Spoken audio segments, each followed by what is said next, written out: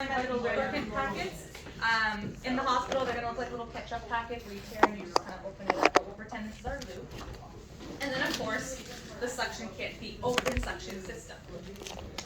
Well, this I guess will come in with it, but either way. So of course, when you walk in, we're just gonna go down the line of the rubrics. You walk in.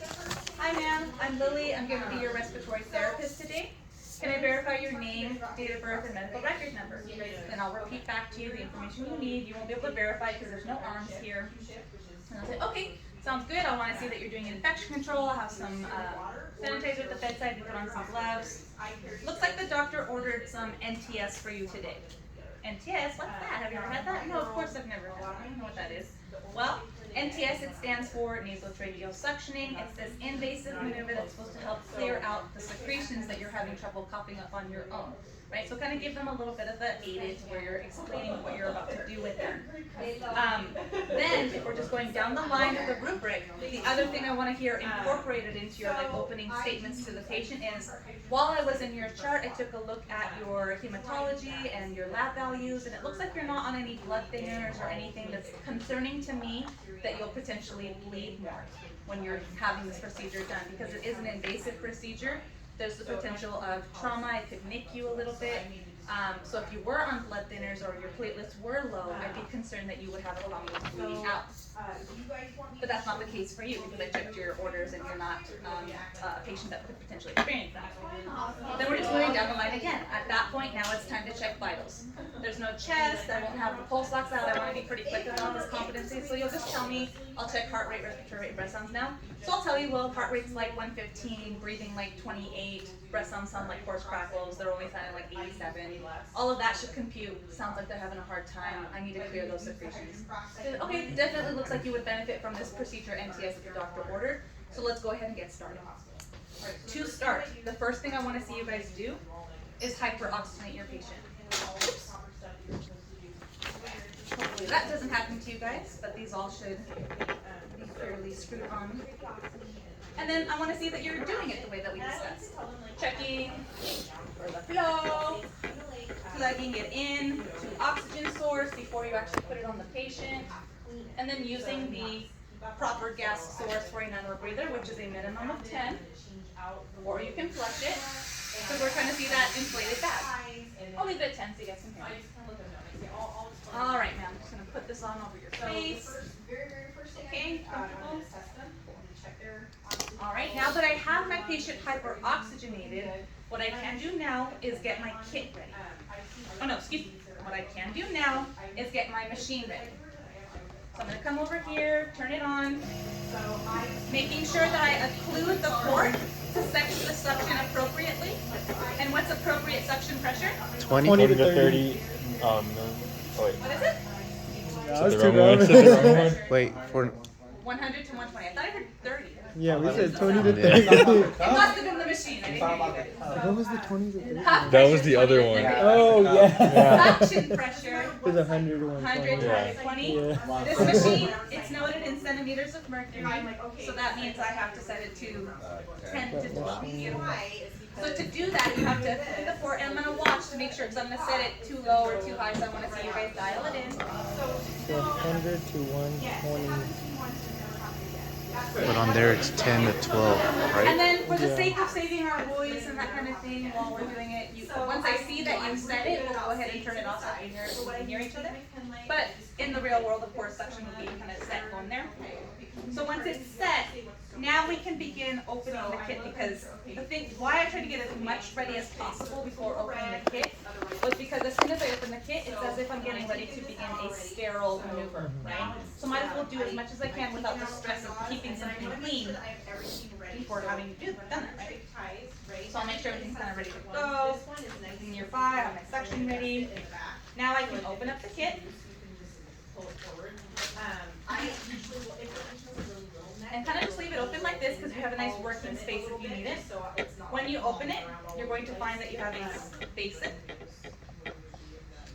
you have this hash brown caddy thing that has your suction catheter in it. McDonald's hat. And then you're gonna have your two sterile gloves that are already folded over.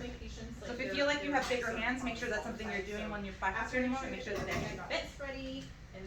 I'm gonna show you the two glove technique where I put the sterile gloves on top of my already standard gloves. When it's time to put on your gloves and you feel like it's gonna be too fumbly to put on gloves on top of your gloves, you can doff the gloves and then put on your sterile gloves. But often what's the case is when you remove gloves, your hands are sweaty. So people like to just do the double technique where they just cover their already gloved hands with these sterile gloves. But either or. Make sense, that option? Okay. So I lay everything out. Now I'm going to begin the sterile maneuver of placing my gloves on. Doesn't matter which hand you put on first, but I'm touching the inside of the glove, meaning I'm still keeping the outside of the glove sterile. So you're going to start sterile. I'm going to look for the glove, which can be a little tricky. The old kits we had, they were labeled left and right. Yeah, exactly. And I'm only using the The lunch inside of lady the glove gloves? to kind of pull it down. So, and it always comes at the top. So I pull that out first. Cool. Now this is a sterile glove, and this is a sterile glove. So it doesn't matter if I touch the inside or the outside. All my ice tray and I. But what does matter is I only touch the inside of the glove with this technically dirty hand. Here, and it's all still This. staying sterile.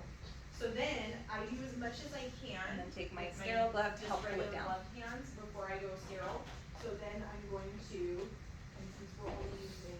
And I can make sure they're on there real good. I'll just go up. And now I have this sterile environment. But you only need one sterile, aka clean hand, to do this suction maneuver for your patient.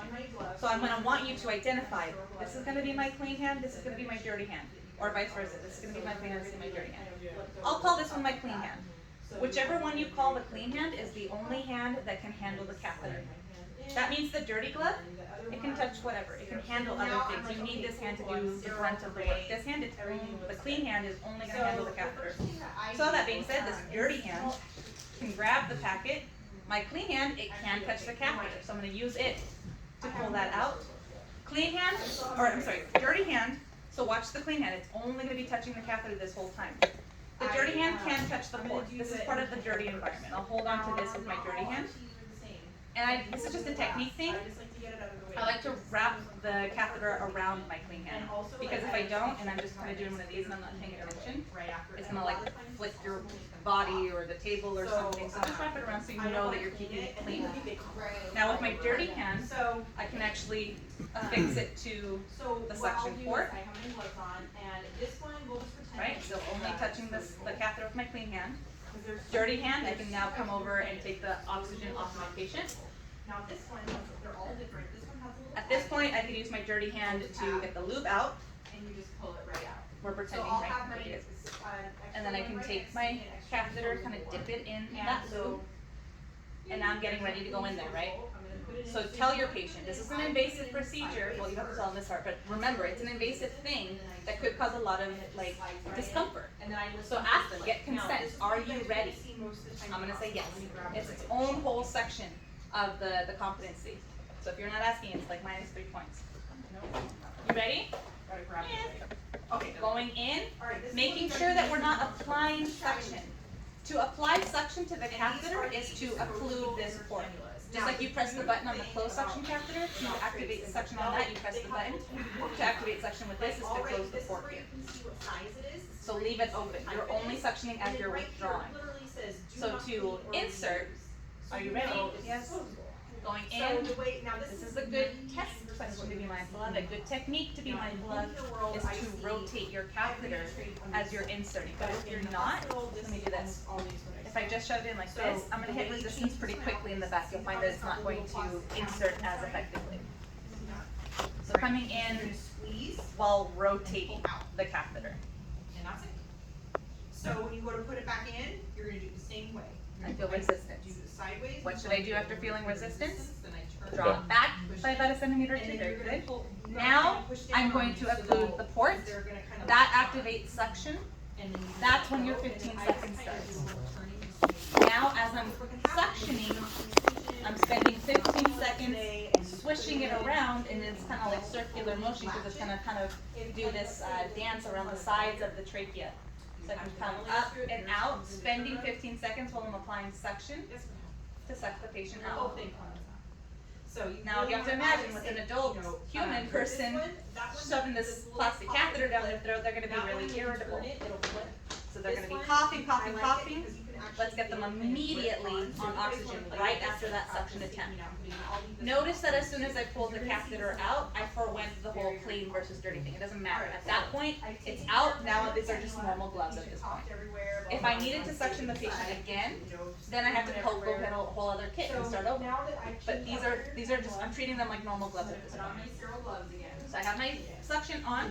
Next thing I want to do, okay, I'm going to get you orally suctioned. It's like a dance. Immediately, first things first, oxygen. But that person, they've been coughing, they're irritated, so I need to get their mouth cleared out as well. Helping them kind of recover. Truly, in like the clinical setting, I kind of do one of these to make sure they're getting kind of both at the same time. Make it go like, put it in half. And there's no time frame for oral suction. Kind of just like at the dentist, once you get the stuff in the mouth out, you're done. We're good, okay? All right, deep breath, sir. A scrubber. So this is like your. I missed this part with the other group too. I And forgot. this is what I use. It says, are you ready? Then the next section says, coach your patient, tell them what you are doing and what they need to do. So let's back up a little bit. You're gonna have a couple of, I had my clean hand holding my catheter. I'm going in. Also a piece of gauze, and then I keep. I'm gonna insert my catheter. What we tell our patient to do is take a breath in. Inhale. Because if they're breathing out, it's going to cause resistance against me being able to insert the catheter. So my patient, I'm telling them to take a breath in, Make sure you stabilize their airway. Okay. and then as I'm getting ready to pull it out, what you can ask your patient to do is cough. Because now we want that forceful assistance in getting the stuff out. So cough, cough, cough. They already probably will be coughing. Okay, you're doing great, you're doing great. Cough, cough, cough, cough, cough. Start right here. Perfect. Immediately on the oxygen, disconnect your catheter, get your patient's anchor here, The bottom. Start and suction them out loud. away. Okay, so Yep, just put one O2 on side, patient just immediately. 4 points. If I don't see you do oxygen immediately afterward, that's a big no-no. Because the whole point is we literally cause atelectasis by suctioning their airways. So let's help them recover with oxygen and help keep them comfortable by suctioning out the oral cavity as they need it.